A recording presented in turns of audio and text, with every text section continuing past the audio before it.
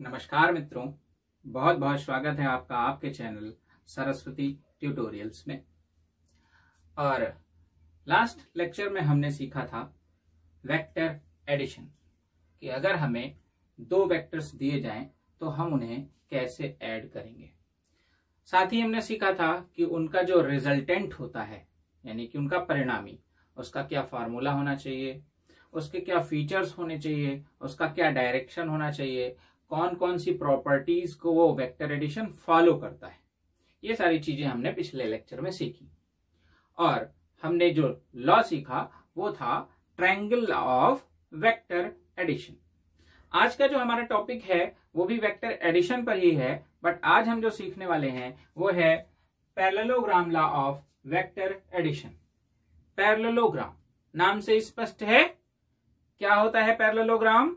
समांतर चतुर्भुज, एक ऐसा क्वाड्रिलेटरल जिसकी आमने सामने की भुजाएं यानी कि साइड्स एक दूसरे के पैरेलल हो, वो होता है आपका पैरेललोग्राम। अब हमें सीखना है कि पैरेललोग्राम लॉ से हम दो वेक्टर्स को ऐड कैसे करेंगे।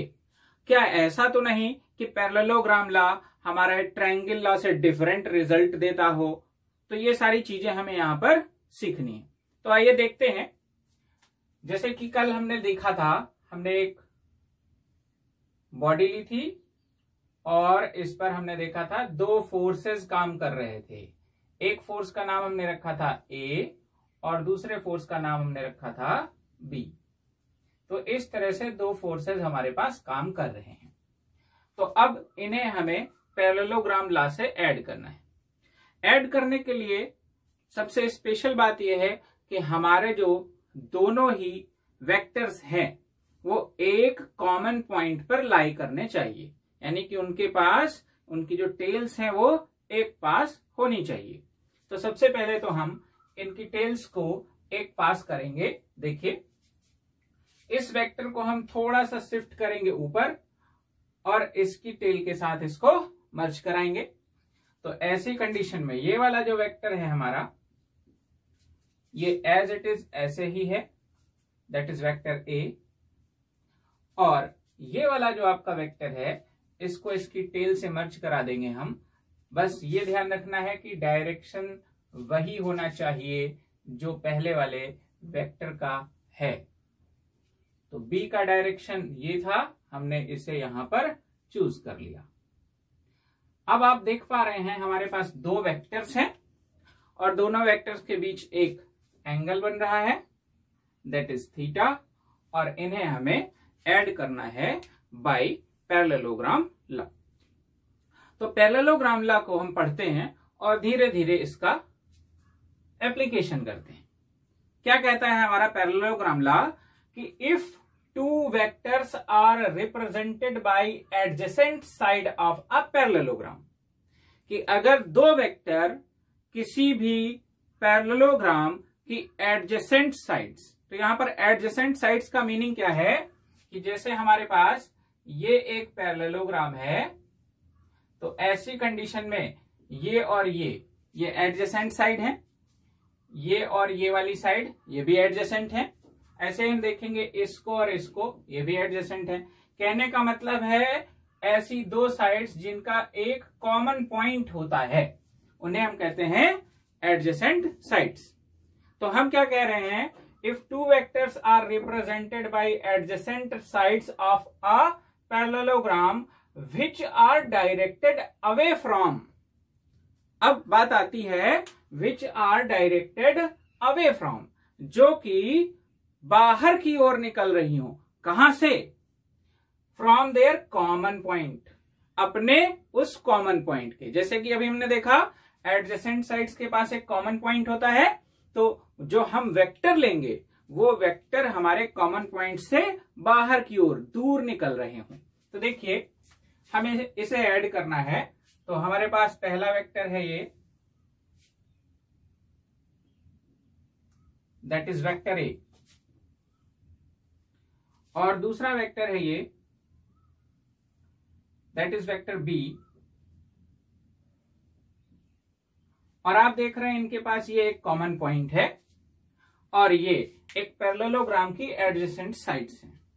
अगर ये पैरेललोग्राम की एडजेसेंट साइड्स हैं और साथ ही साथ ये अवे यानी कि बाहर की ओर निकल रही हैं, तो अब देखते हैं कि आगे हम इस लॉ को कैसे कंप्लीट करेंगे। तो सबसे पहले तो हम इस पैरेललोग्राम को कंप्लीट करेंगे इस तरह से।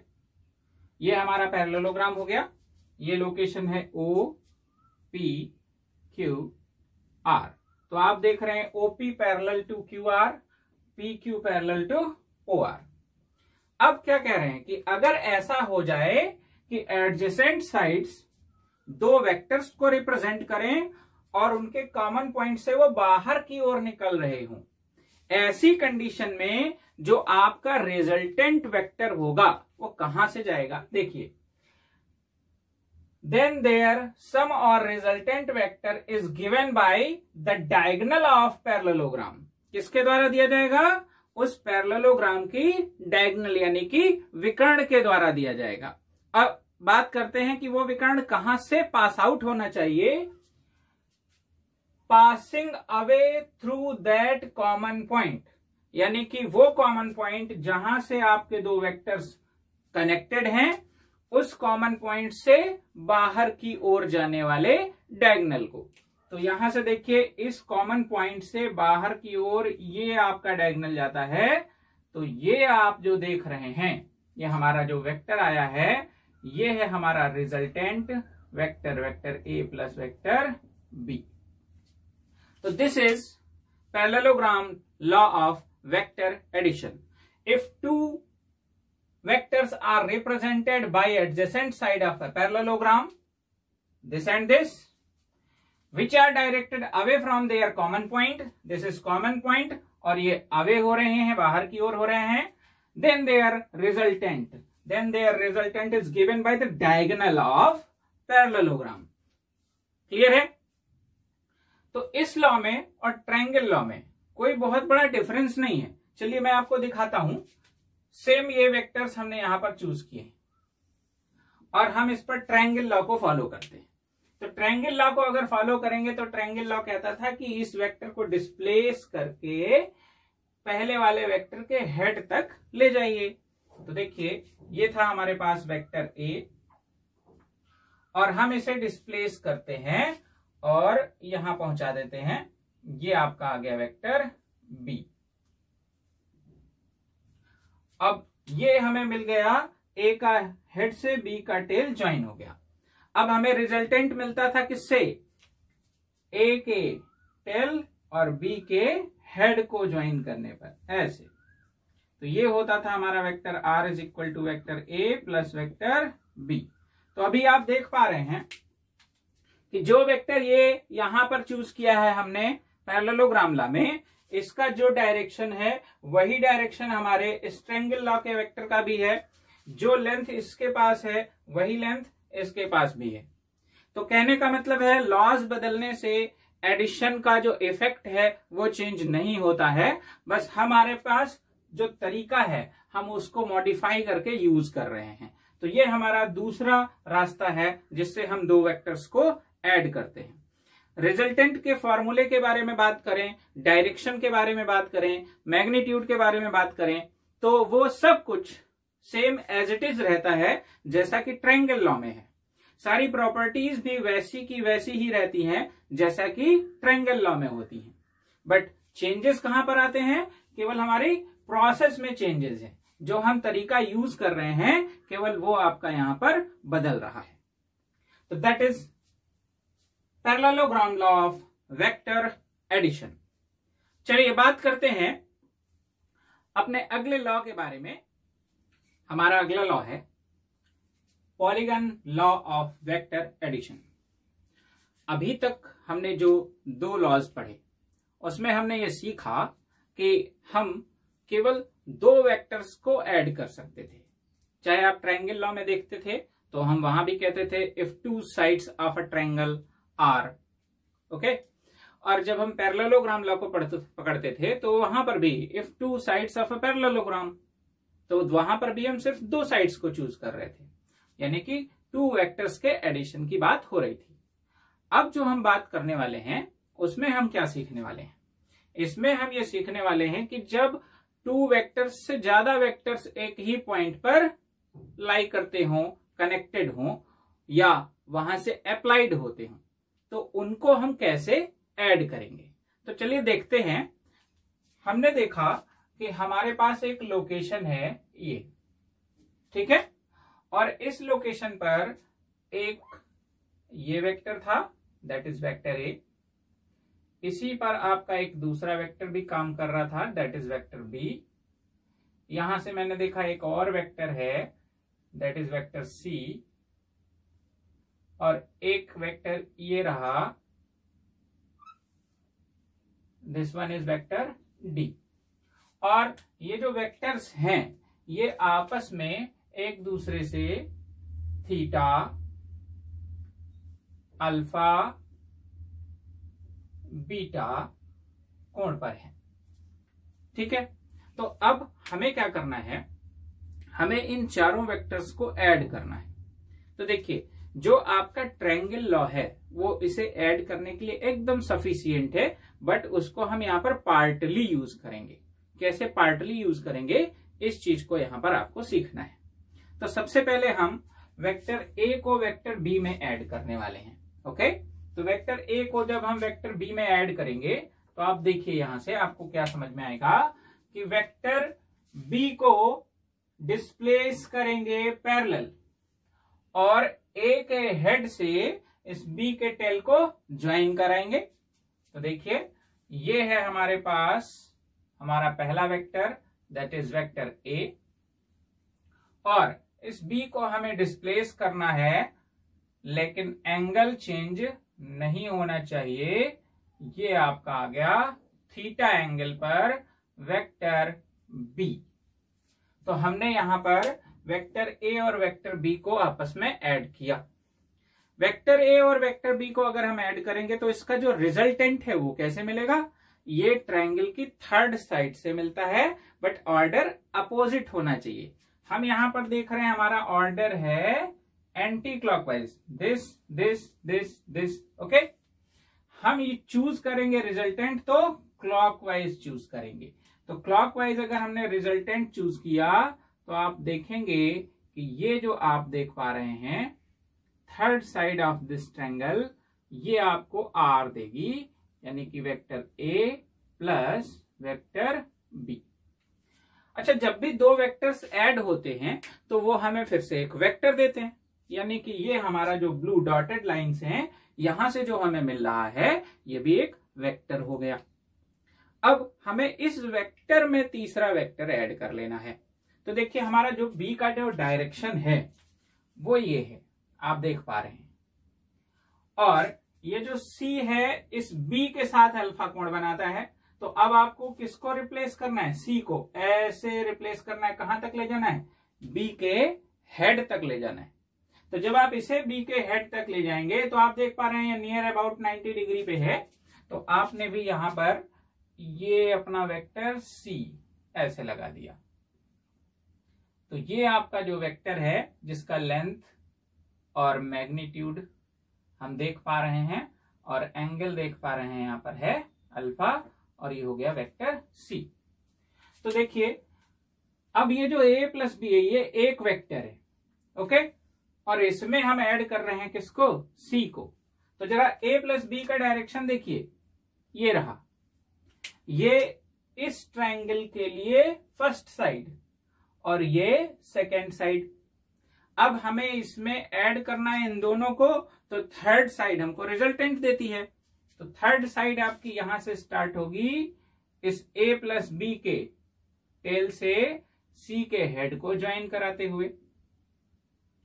तो ये आपको जो दिख रहा है ये आपको मिल जाता है vector a plus vector b plus vector c। अभी तीन वेक्टर्स हमने यहां पर एक दूसरे में ऐड कर लिए हैं।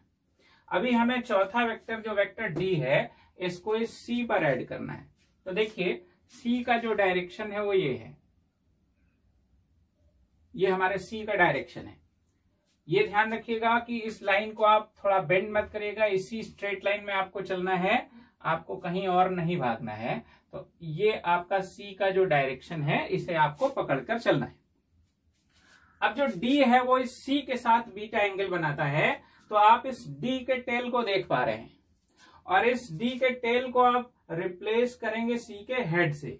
तो ऐसी कंडीशन में जब आप इसको सी के हेड से रिप्लेस करेंगे तो ये आप देखेंगे ये आ गया आपका वेक्टर डी। तो अभी ये कितने एंगल पर है, बीटा एंगल पर, किसके साथ, सी के साथ।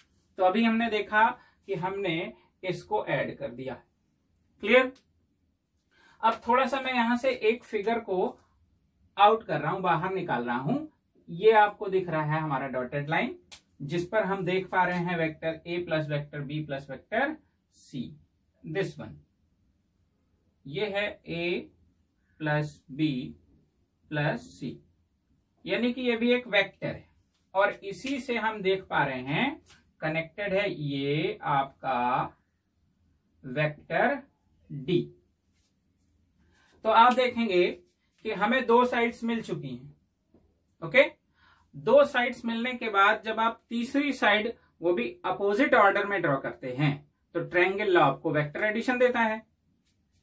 तो अभी आप ये देख रहे हैं, ये आप पहले ऐसे गए फिर इधर आए, तो आप एंटी क्लॉकवाइज चल रहे हैं, ओके।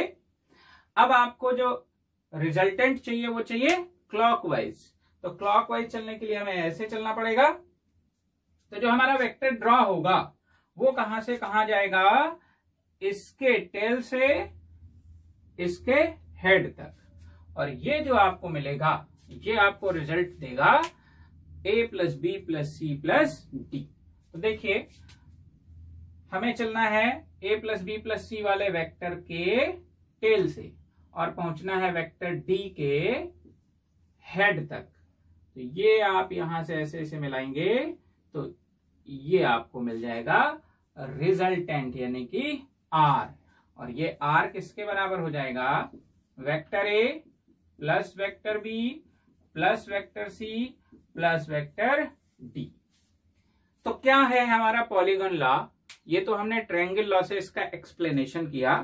पॉलीगॉन लॉ क्या कहता है कि पॉलीगॉन लॉ कहता है if some of vectors are represented by sides of polygon in same order, अगर कुछ वेक्टर्स एक बहुभुज की भुजाओं के द्वारा एक ही ऑर्डर में क्लॉकवाइज और एंटी क्लॉकवाइज प्रदर्शित किए जाते हैं।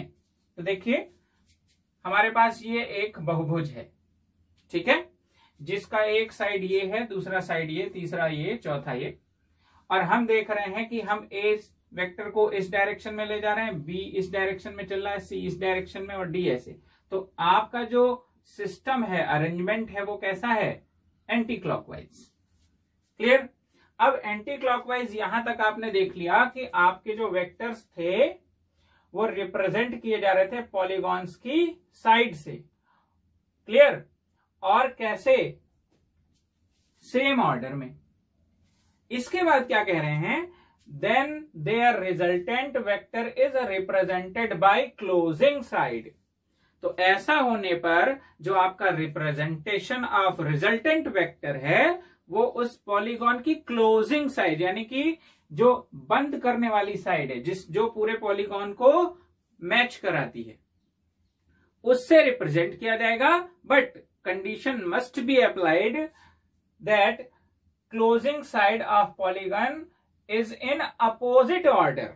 उसका ऑर्डर कैसा होना चाहिए, अपोजिट होना चाहिए। अगर सारे वेक्टर्स एंटी क्लॉकवाइज चल रहे हैं तो क्लोजिंग साइड क्लॉकवाइज चलनी चाहिए।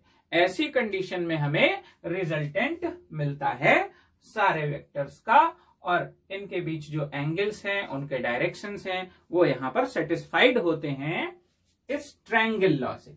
तो हमने ट्रायंगल लॉ को छोटे छोटे सिस्टम्स पर अप्लाई किया और पॉलीगॉन लॉ को स्टेबलाइज किया। तो यहां पर ये है आपका पॉलीगॉन लॉ। पॉलीगॉन लॉ का एक मेन फीचर मैं आपको और बता देता हूं, थोड़ा सा आप ध्यान से देखिएगा इसको। हमने बात की थी कि अगर हमारे पास ये एक वेक्टर है, वेक्टर ए, और ये दूसरा वेक्टर है वेक्टर बी, तो यहां पर आप देख पा रहे हैं कि हमारा जो वेक्टर्स हैं उनका डायरेक्शन अपोजिट है बट मैग्नीट्यूड यानी कि लेंथ सेम है। डायरेक्शन अपोजिट, लेंथ सेम, तो हम इन्हें कहेंगे अपोजिट वेक्टर्स। और वेक्टर्स के पास डायरेक्शन होने की वजह से हम इन्हें लिखेंगे कैसे? हैं तो ये अपोजिट, मैग्नीट्यूड में इक्वल हैं, तो हम इसे लिखेंगे a is equal to minus B या b is equal to minus A. यहां पर माइनस क्या रिप्रेजेंट कर रहा है? अपोजिट डायरेक्शन को रिप्रेजेंट कर रहा है भाई। तो अब आपको क्या देखना है? यहां पर माइनस रिप्रेजेंट कर रहा है अपोजिट डायरेक्शन को। तो किसी भी वेक्टर का अगर आप रोटेशन कराओ और उसे केवल आप 180 डिग्री टर्न कराओ, कहने का मीनिंग ये है कि ये हमारे पास एक वेक्टर है, हमने इसको रोटेट कराकर 180 डिग्री पर ऐसे लाई कर दिया, तो ऐसी कंडीशन में हमारा जो ये वेक्टर है इसका डायरेक्शन क्या हो गया? चेंज हो गया। और डायरेक्शन अपोजिट हो जाने पर जो हमारा वेक्टर है वो कैसा हो गया? पॉजिटिव से नेगेटिव हो गया। तो अगर ये वाला हिस्सा हमें ए बता रहा है तो ये हमें बताएगा माइनस ए। ओके, अब इस सिस्टम को हम यहां पर पॉलीगॉन में कैसे यूज करने वाले हैं और क्या इसके फीचर्स को समझने वाले हैं, चलिए देखते हैं। यहां पर ये वाला जो आपका वेक्टर है, वेक्टर आर, इसका वैल्यू है a plus B plus C plus D. अगर ये वेक्टर हमारा इस तरह से लगा होता, थोड़ा सा फोकस करके देखिएगा,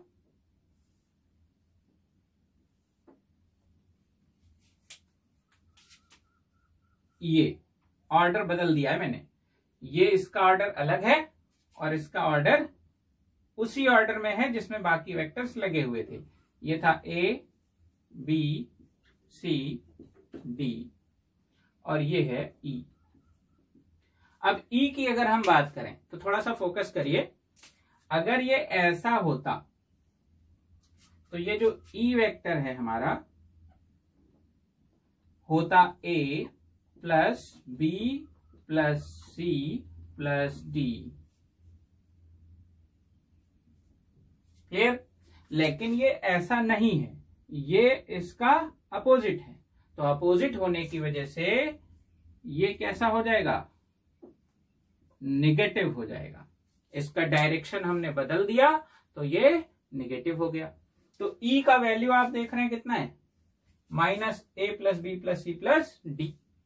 और हम चाहते हैं इन सबका हमको रिजल्ट मिले, तो रिजल्ट के लिए हमने यहां पर लिखा a plus B plus C plus D plus E, और ई की वैल्यू है माइनस इतना, रख देते हैं a plus B plus C plus D, ये एक सिस्टम।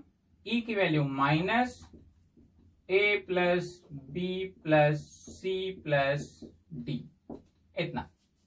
तो अभी आप देख पा रहे हैं ये दोनों एक दूसरे के इक्वल हैं, साइन नेगेटिव है। अगर आप इसको सॉर्ट आउट करेंगे तो ये कैंसिल आउट हो जाएंगे और हमें देंगे 0, यानी कि नल वेक्टर। तो यहां पर हम क्या समझाने वाले हैं आपको, थोड़ा सा ध्यान से देखिए कि जब हमारे वेक्टर पॉलीगॉन में हो और उन सभी वेक्टर्स के ऑर्डर सेम हो, देखिए ए का ऑर्डर, बी का ऑर्डर, सी का ऑर्डर, डी का ऑर्डर और ई का ऑर्डर सब के सब एंटी क्लॉकवाइज है। ऐसी कंडीशन में इनका जो रिजल्ट है वो क्या मिलता है? 0 मिलता है। आप इसको डिस्प्लेसमेंट की सहायता से भी समझ सकते हैं कि हम जहां चले थे घूमकर वहीं वापस आए, तो जो हमारा इनिशियल पोजीशन है वही हमारी फाइनल पोजीशन है, इस वजह से रिजल्ट 0 है। यहां पर हमारी इनिशियल पोजीशन ये है एंड फाइनल पोजीशन ये है, क्योंकि हमारा ऑर्डर ऐसा है, तो इस कंडीशन में ये 0 नहीं होंगे। जब ऑर्डर एक जैसा होगा तो वेक्टर्स कैसे हो जाएंगे? 0 हो जाएंगे। ये जरूरी नहीं है कि उसमें 4 वेक्टर या 5 वेक्टर हों, अगर 3 वेक्टर्स हैं, 4 वेक्टर्स हैं, तो भी रिजल्ट हमें 0 मिलेगा। बस ऑर्डर कैसा होना चाहिए? एक जैसा होना चाहिए। जैसे मान लीजिए कि आपने एक ट्रायंगल चूज किया, vector A vector A, vector B, और ये रहा आपका वेक्टर सी। अभी आप देख रहे हैं ये क्लोजिंग साइड जरूर है बट ऑर्डर एक जैसा है, रिजल्ट 0। ऐसे ही हम देखें vector A, vector B, vector C, vector D, order same, result 0। तो पॉलीगॉन लॉ में आपको यह ध्यान रखना है कि अगर ऑर्डर सेम कर देते हैं तो ऐसी कंडीशन में रिजल्ट आपका 0 हो जाता है। और ऑर्डर अगर आप फाइनल जो क्लोजिंग साइड है, बंद करने वाली जो भुजा है, उसका ऑर्डर अगर अपोजिट रखते हैं तो आपको जो है बाकी वेक्टर्स से उसका रिजल्टेंट पता चल जाएगा। तो that's all over about polygon law of vector addition.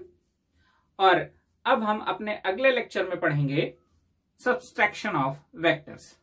तब तक के लिए बहुत बहुत धन्यवाद। Thanks for watching.